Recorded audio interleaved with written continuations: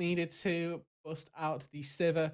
But it is going to be this time secured for Reckless and gives him a lot of late game agency once again on the Firefly in the bot lane. Lee Sin picked up for GameWard, and now they've cemented themselves with a very good early game skirmishing composition. Yeah.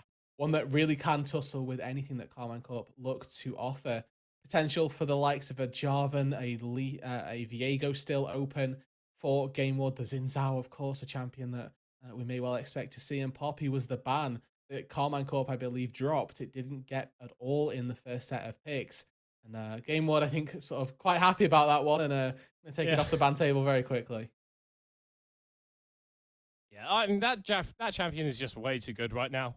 So I'm not surprised that these teams are opting to not face it rather than picking it away.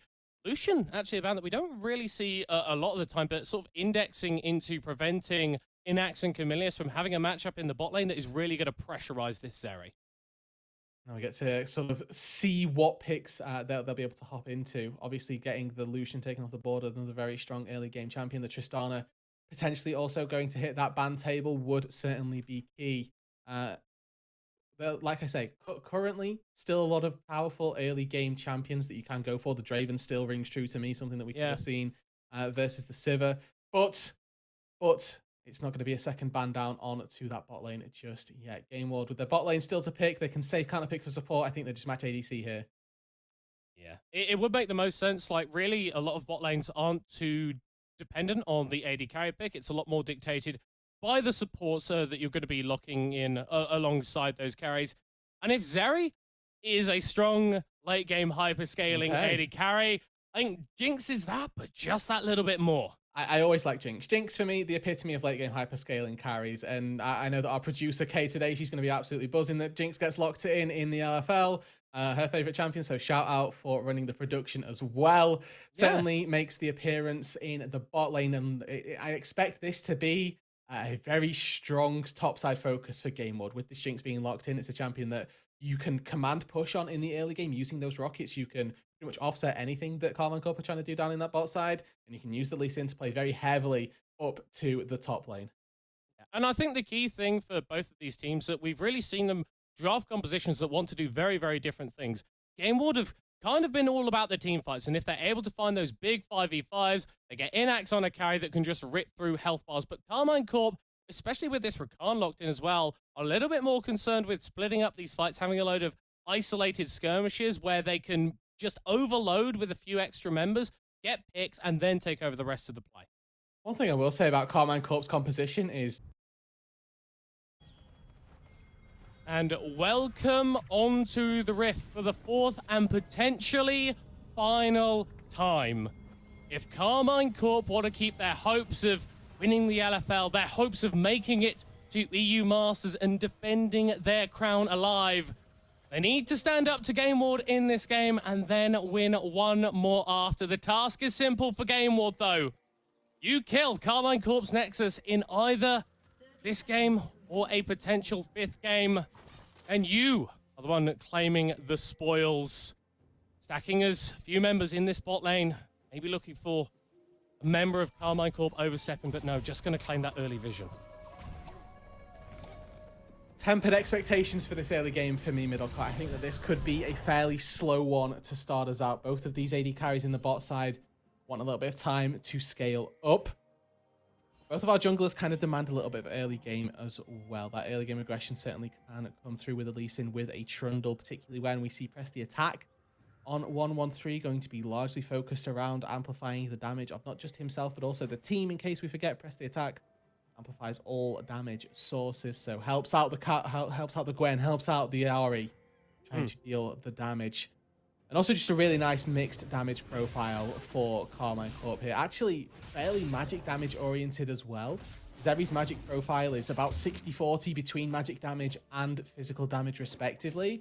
So actually fairly decent itemization choices for GameWard if they want. I would be surprised if Checo doesn't go for a more tanky route, potentially going for a Force of Nature.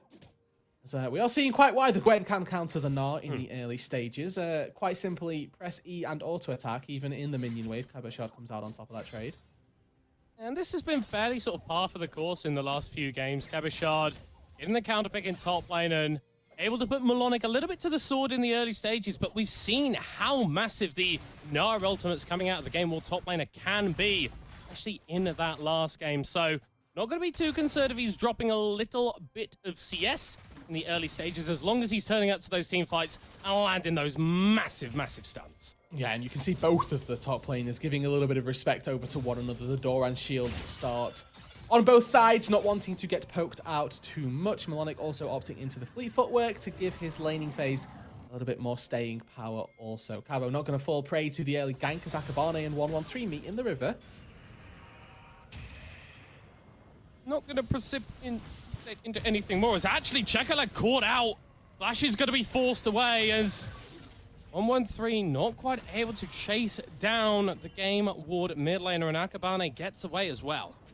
Akabane did a very fast level 3 clear, was maybe looking to use the bot lane advantage to go for an invade, but 113 scouts him out very early on in the river and denies that window.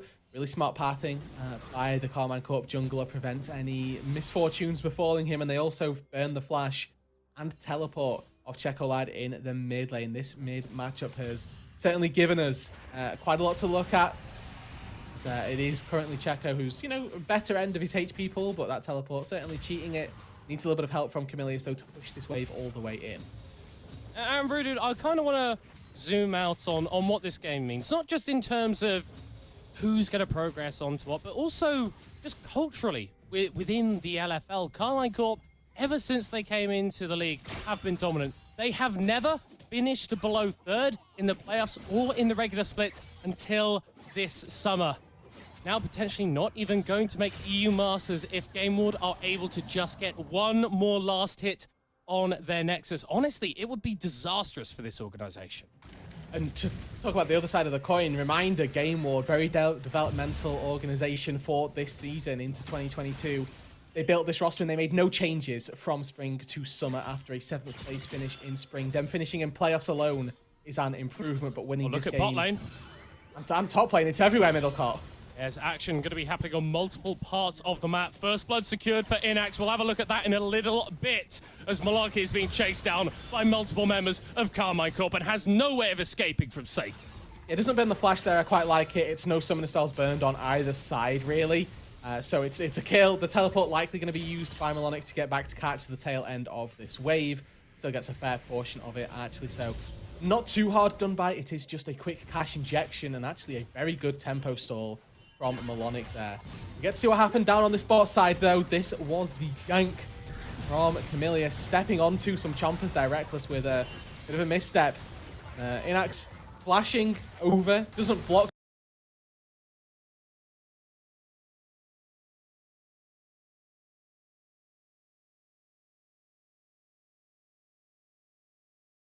Xeri's E if you stand in front of it, but gets the damage down regardless. Akabane was there to try and shield, but not necessarily all of that needed. And of course, Melonic falling on that top side. And the crazy thing for me is that was a 2v2 kill. Like, Akabane didn't get an assist on that, and so that just demonstrates that when you pull the trigger in this bot side, the Nautilus and Jinx just being a little bit more favored. And when you are playing a hyper-scaling AD carry like the Jinx, getting towards your itemization just that little bit earlier can be so impactful. Certainly. The thing to look out for, reminder, we said both of these AD carries not necessarily demanding early game control, quite happy with their late game scaling, but the fact that if they get a little bit accelerated, if Inax reaches that 3-item mark a little bit ahead of the curve, you can start to take team fights a little bit earlier. It means that you can win these sort of engagements, win skirmishes around objectives earlier than you may have predicted you'd be able to. GameWard with this positioning on the lane phase, again, it's similar to what we saw from Karmine Corp in the last game, where they were using the misfortune to bully and keep lane control where they wanted it. GameWard doing a very similar thing right now as the wave unfortunately crashed on in, and Karmine Corp head toward the dragon. Yeah, this mounted Drake, one of the Drakes that when you take it early, doesn't offer you too much in terms of resistances, as Karmine Corp may actually pay for this one of their life as Hantera is forced to dash away. Get a route down onto 113 at the backside as Akabane is taken low. Another kill for Inax on the Jinx, and Reckless forced to flash away. Second going back in, but gets hooked by Camilius. This is now a 3v3 as Hantera returning to the play, and the RE doesn't quite get the charm in time to save himself. Reckless dashing away as Hantera under the tower, taken so damn low, and GameWard win out on the play. But not quite low enough. Pantera able to limp away. I think that's just about one engagement for the GameWard side in that bot lane river exchange. Really nice play for GameWard. They lose out on the dragon, and as you mentioned early on, that doesn't mean all that much in terms of the resistances, and even as the game goes later, we're only really looking to the Trundle to be building those on up. That's how it all got started. Seiken not quite connecting on that charm and just hit the front line. That's all they go for, but Hantera with the battle dance buys a lot of space here. Takes Akabane all the way down deep, and an instant knock-up means that, yes, the GameWard jungler falls, but 113 without Subjugate is not a big enough force in this front line, and obviously all that chip damage that went down on to Hantera meant he's not really going to be able to be a part of this fight. Seiken stepping just a little too far forward here. Checo reads him like a book as well, positioning himself to secure Flash and the third ultimate to still be able to pick up the kill. And the crazy thing for me is that out of all the members of Karmine Corp that has been sort of Mr. Consistent, it is Seiken. And that dash in a little bit impetuous, a little bit over-aggressive, and rightfully punished by GameWard. Now they're going to try and leverage that small advantage into a topside play. The Rift Herald, their objective of choice. They do have first move from support, and I don't think there's going to be too much of a contest by the Karmine Corp squad. You can see them all pretty much bailing out on that bot lane, or bailing out on the top side, not too interested by it.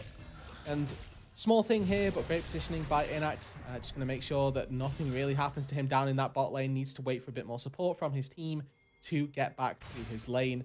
Make sure that he's nowhere near the source of danger. Karmine Corp are going to be able to push this wave in, but it should be caught quite nicely at the GameWard AD carry.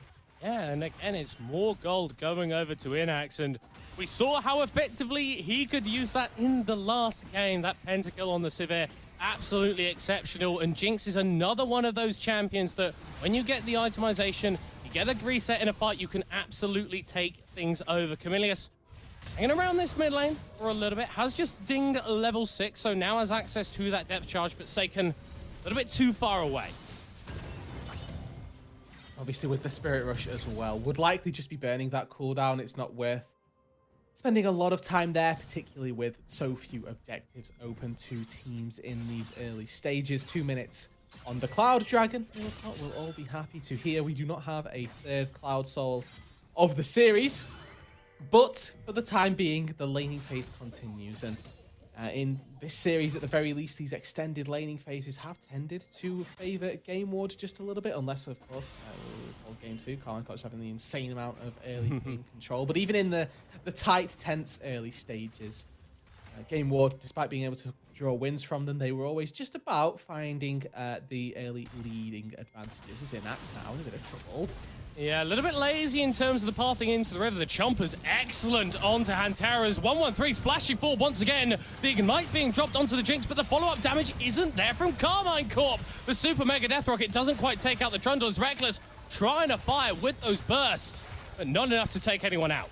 Okay, so Flash and not heal burned by Inax, so still has one of those summon spells ready, but the Jinx now a lot more susceptible to getting taken down. If you get caught by a Hantera engagement, likelihood is you will fall if Karmine Corp have got the follow-up there ready to go. And Reckless just a little bit late to the play there with his jungle support duo. Maybe would have been able to take down Inax off the back of a nicely timed engagement, but not quite ready. Not quite there with the team, so a little bit delayed on the plane. It does allow Inax to get out to safety, and of course makes 113 a little bit low and worse for wear also. This is all set up around the second Drake then of that game. 40 seconds now till that one's ready. Final resets to be taken by the majority of the team. Akabane likely going to try and secure that Croak camp and either get a reset, try and finish off that mythic, or head down to that bot side with the components that he's got. Make the most of his time.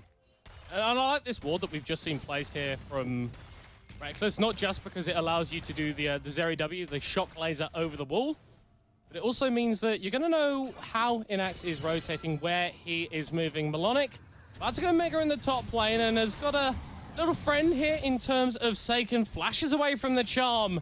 Big engage tool for that Gnar off the board, but at least he keeps his life. And importantly here, Seiken on the top side at the spawn of that dragon. He's going to TP back into the mid lane, and Checo Lad may just secure a plate very quickly off the back end of this. Does bot lane. Hantera, no level 6 for the Rakan, so doesn't feel comfortable going for that counter engage. No ultimates burnt crucially from the side of GameWard, so they're going for the trade, but they don't use anything that they could use for this upcoming Drake. GameWard were a little slow here. When they see Seiken in the top lane, they could have gone straight for this Drake. 113 wants to contest. Snooping around in this river. Yeah, Akabane does claim the Drake as Camillus flashes over the wall and doesn't quite connect with the dredge line. Might be Operation Get Out of there for GameWard, but with 113 walking forward, they are happy to take the fight. The Trundle off the board, Hantera diving forward, but can't get the charm. It's another kill for Inax, and Reckless is dead as well in Game 4 on match point. GameWard, come alive. Huge fight for GameWard around the dragon there. They were a little slow, but that was because they wanted to bait in Karmine Corp to the fight. Now they're going to give Inax plates and a lot of time to scale and to get back and get into a position where he can send GameWard to EU Masters. Want to keep your eyes on Inax as this fight draws out. Such great spacing in this fight. Camillus, yes, he misses that initial engage, but Flame Chompers down to stop Hantera from being able to find an engagement. Checo doing great work in this front line, and then as soon as 113 goes down, Hantera charges for Inax. We can't find the timing, can't find that engagement, and just great attack move capabilities. Inax always on the edge of his range, and doesn't have to be on the edge of his range when he's looking at Reckless in a 4v1 situation. Can quite happily join the team and start to go huge. Yeah, can we get a look at the gold observers? I want to see the difference between these two AD carries, because Inax is 1.5 thousand gold ahead. And I think the key thing, Rudu, is you've got this massive lead on your AD carry, but you're also looking at leads on other parts of the map. Yeah, the other large lead that we're seeing right now is in that jungle role. Akabane has done a very good job at using this early game Lee Sin Prio to generate advantages not only for himself, but for the team also. We're looking at Inax for that point. About 1,500 gold up in the jungle department as well. A little less for full credence, but Akabane in a very good spot also in the game. Currently looking at this Lee Sin work, it is working out. I think that we don't see too frequently. When we do, we always put big trials, and now Seiken in trouble. Yeah, 113 is here to help him out though, but multiple members of GameWard are here as well. Hantera with a massive engage onto Camillus as the Nautilus is taken out, but the healing for the Swain is just too much. You cannot take him out as 113 falls down once again. Reckless joining the fight with the burst fire with the ultimate, forced to flash back though as he's still trying to lay some damage into Chekalad, who is taking up an absolute storm on the front line. 1v4 on the Swain, but does get shut down. Just not enough there, and even in the fight that should be entirely Karmine Corp favoured, they take a run for their money to get away with it. Inax on this top side is going to be quite happy with the gold he's just got injected into. Multiple waves, a turret as well. The Jinx funneling continues, and GameWard now with a 2-item AD carry so early into the game. This is that fight that we see already. You can tell GameWard numbers disadvantage, shouldn't really be looking for this fight, but Checo is such a monster on the Swain already. Rylai's is slowing everybody. This entire team fight. Melonic never able to get Mega, and the fact that this fight goes, honestly, as even as it does for so long, really does just worry me, because as soon as Inax starts joining these team fights, it's going to be so much further in GameWard's favor. One auto attack, one death rocket in the myriad of ults that are going on right there, and GameWard probably just wipe out Karmine. And it's the skirmish power that the likes of the Gnar, that the likes of the Lee Sin, that this Swain bring. They are so difficult to take down in those minor engagements. And if GameWard are winning out in the skirmishes, which has been Karmine Corp's thing this entire series, then that doesn't bode well for a team that was favored coming into this matchup.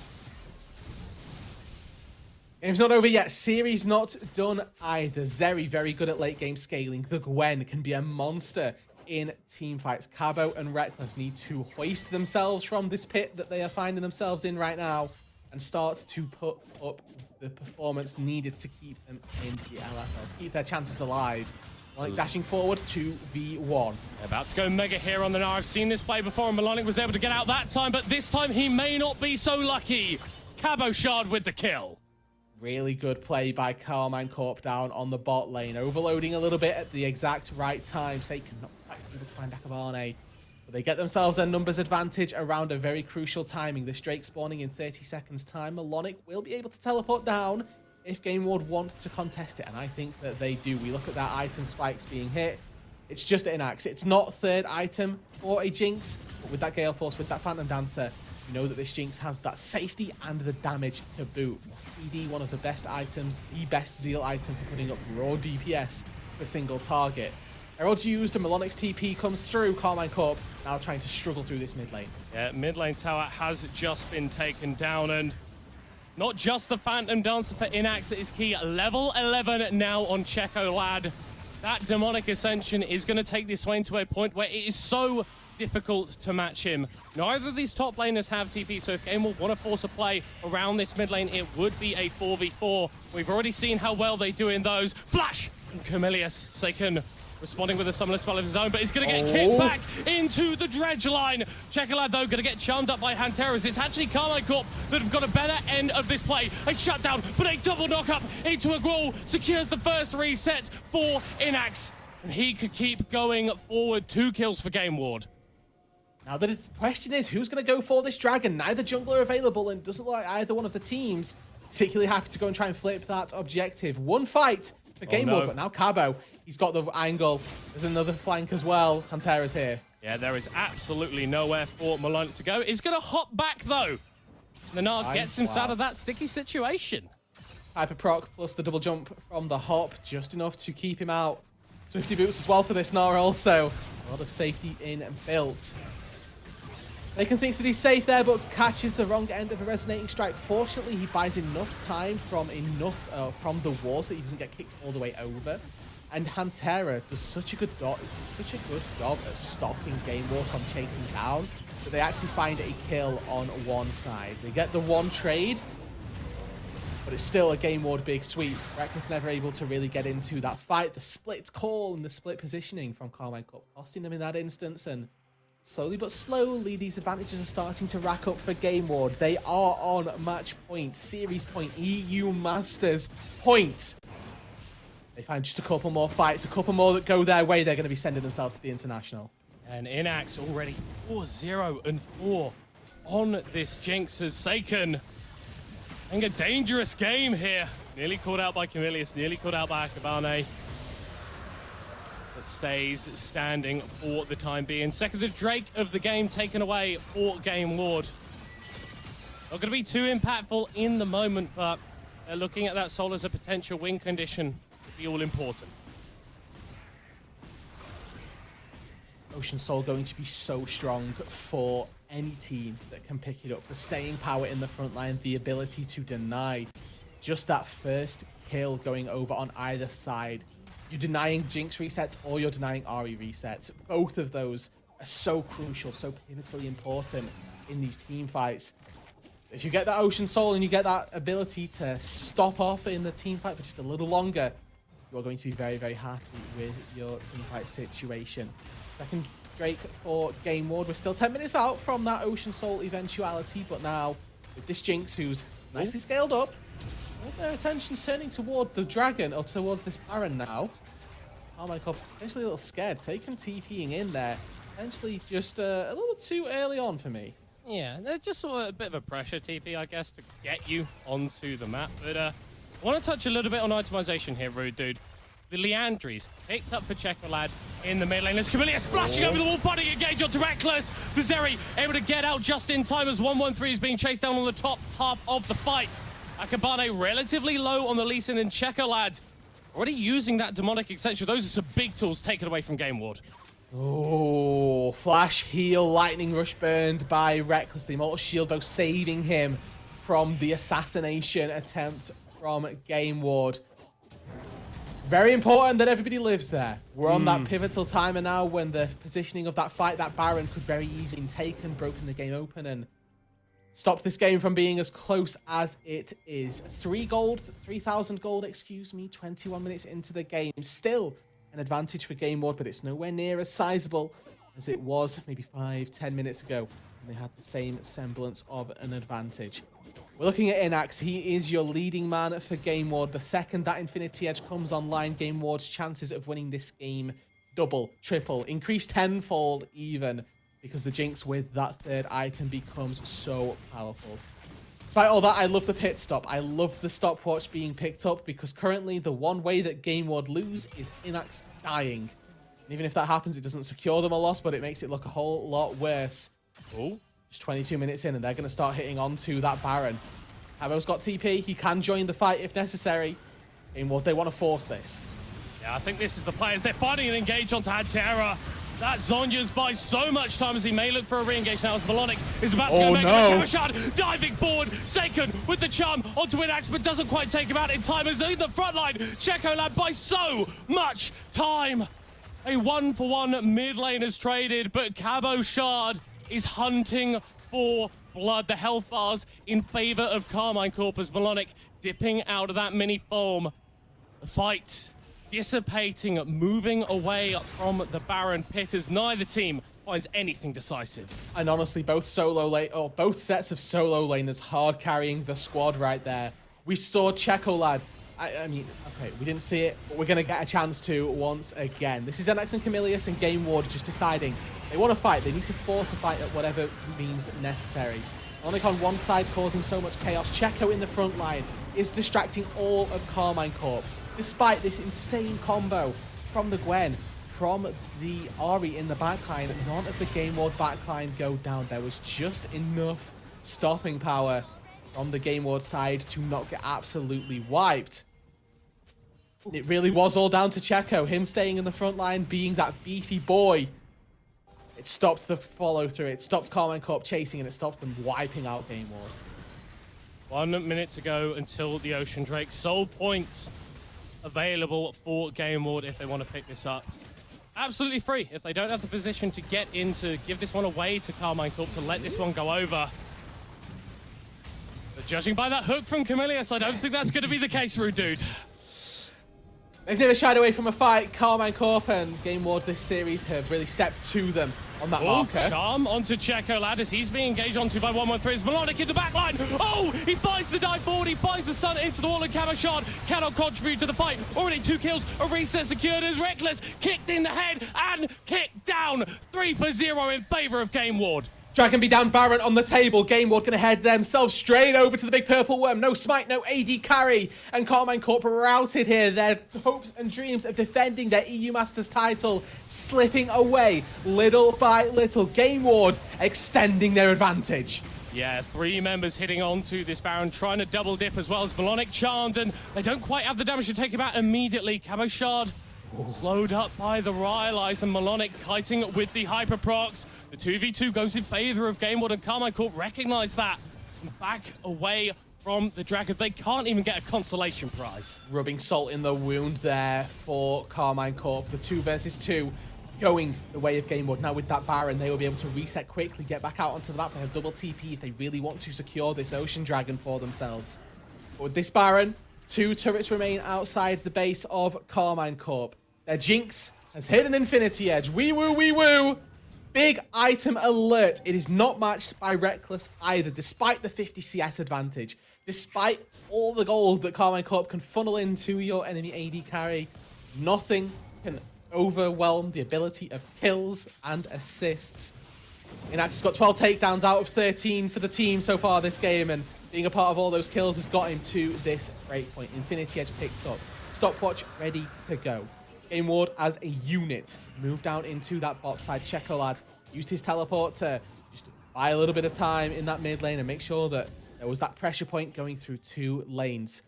GameWard, if they can play these 2 mid and bot lanes successfully, control that bot side jungle, they're looking very well poised to send themselves to EU Masters. That Infinity Edge may as well be an Infinity Gauntlet at this point in the game, because with a click of his fingers, Inax can make half of anyone's health bar disappear. Cabo Shard still split pushing on the top side of the map, but he needs to respond to this aggression from GameWard. Otherwise, we're going to be seeing inhib towers falling. Mini are happy to step up. Jinx, not so much. Double TP. hops available to Malonic. There's a TP behind. Oh, Camilius not quite able to get himself away. Great pillar. The stopwatch burned. Going to fire out the depth charge as well as It's already 1 kill here for Karmine Corp as Kamashad is trying to 1v1 Checo lads. Seiken moving over to help out his mid laner now. Malonic going a little bit tough forward. The flash away from Seiken keeps him alive for the moment, but Akabane will chase him down, and Reckless is on the wrong side of the fight. Mid lane dead for Karmine Corp. AD carry dead for Karmine Corp. Akabane with the double, and GameWard may have just done it. They've got all 4 carries up and available. They sacrifice their support for the mid and the AD carry. This is so worth Baron at their back. Jinx is still alive. Carbo Shard and 1-1-3. They're the carries. They're the damage. They need to step up. Nexus turret's under fire. On the precipice of one of the greatest upsets of League of Legends history. They're biding their time. They're doing this game by the numbers. Take out the mid lane tower. Take out the mid lane inhib. Back away. One more fight for GameWard. It's going to take them all the way to EU Masters. Take your time, GameWard. You've done the hard work now. Dot your I's, cross the T's. 2 inhibitors down in Karmine Corp's base. There is going to be super minions flooding into their base every 30 seconds. Go to that top lane. Use the super minions as a 6th and 7th man that Karmine Corp have to respond to. And as 5 people push down that top lane, this is the engage from Karmine Corp. A great pillar catches out Camilius. Can't hook out either direction. And I'm thinking here, okay, Karmine Corp, they've got a good fight. They've got Checo to burn his ulti in a non-5v5 situation. But it's Malonic, the start of the season prodigy, stepping up in the fight when necessary. Cuts off 2 members of Karmine Corp. Not just any 2, the 2 that you need to cement your lead. Reckless and Seiken fall. Malonic with the wise itemization as well has that force of nature already in his back pocket. Takes so little damage. Now GameWard, not necessarily a victory lap just yet, but they are very, very close to sending themselves off to the EU Masters. Taken down the mid lane inhib. You've taken down the bot lane inhib. The sole destination for GameWard is top lane now as that inner tower falls down. Still a couple of minutes until the Ocean Soul. Still a couple of minutes until the Baron buff is available. And you have to feel with so much on the line that GameWard, they don't want to have the possibility of a throw. They don't want Karmine Corp to have any chance to get back into this game. So forgive them if they play out these final few minutes potentially of this game a little bit slow, a little bit careful, a little bit considered. So much on the line. The concern is now, without having that lethality, right? They could have probably taken a fight around that 3rd inhibitor turret. They don't have to, they're not forced into it. But they could have maybe gotten away with it and got the win right there and then. Now, though, Reckless has completed an Infinity Edge. The Void Staff is going to be online for Reckless, and Cabo Shard has completed Rabadon's Death Cap. These are big ticket item spikes being picked up by Karmine Corp, and this means that we cannot underestimate the dueling power that KC have in full 5 versus 5s. Setup is going to be important. If we see GameWard take this Ocean Soul without a hitch, likelihood is they'll be able to take fights after the fact. The Grievous Wounds is not existent on Karmine Corp. They don't have an answer to the Ocean Soul at present.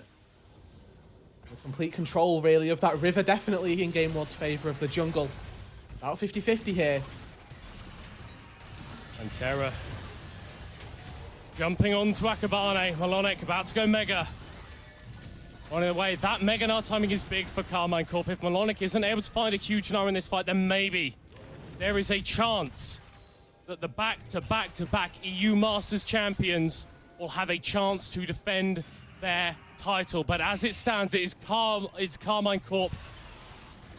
And they can wait. They can wait, Middlecott. Look at the waves in the bot lane, in the mid lane. Super minions are pushing in. Karmine Corp are the one under pressure. They have to force this dragon, and they have to win the flip. They have to win the fight. They have to go everything their way. 1-1-3 going forward. Seiken looking for a charm as well, but isn't quite able to find it. Checkerlad looking to buy some time. That's Soul. The red team. That's Soul for GameWard, and the fight is in favor of Karmine Corp. They're actually trying to turn it around, but the damage, the item, the gold, it's just too much. GameWard pick up 2 in the fight as all of Karmine Corp are routed. 1-1-3 trying to into the away, base. trying to escape, but it's not gonna happen.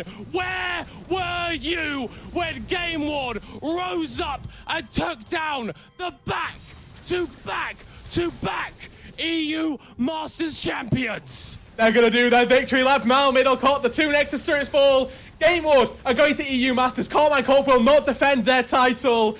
And GameWard, from no changes through spring, through summer, they stick with their team and they make it to the playing stage. What a performance. We didn't give them a chance in this game. This was meant to be Karmine Corp with the playoff spots coming back in, making their way to EU Masters and dominating on the European stage once more.